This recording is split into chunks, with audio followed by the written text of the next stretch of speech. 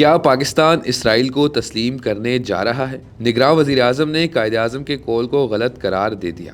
نگراں وزیر اعظم انوار الحق کاکڑ کا کہنا ہے، قائد اعظم کے اقوال میں ہم تبدیلی کر سکتے ہیں۔ نجی ٹی وی کو انٹرویو دیتے ہوئے نگراں وزیر اعظم انوار الحق کاکڑ نے کہا کہ بانی پاکستان قائد اعظم محمد علی جناح کے موقف میں تبدیلی کوئی کفر نہیں ہے۔ یہ کسی نبی کا فرمان نہیں کہ اس میں تبدیلی نہ کی جا سکتی ہو۔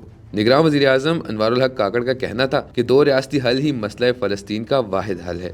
اس سوال کے جواب میں کہ کیا پاکستان اسرائیل کو تسلیم کرنے جا رہا ہے، تو انہوں نے کہا ایسا نہیں ہے، بلکہ دنیا کہہ رہی ہے کہ دو الگ الگ ریاستیں بنا دی جائیں۔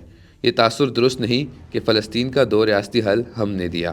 نگراں وزیر اعظم کے بیان پر رد عمل دیتے ہوئے جماعت اسلامی کے سینیٹر مشتاق احمد نے کہا کہ ایک نگراں وزیر اعظم کیسے یہ پالیسی دے سکتا ہے۔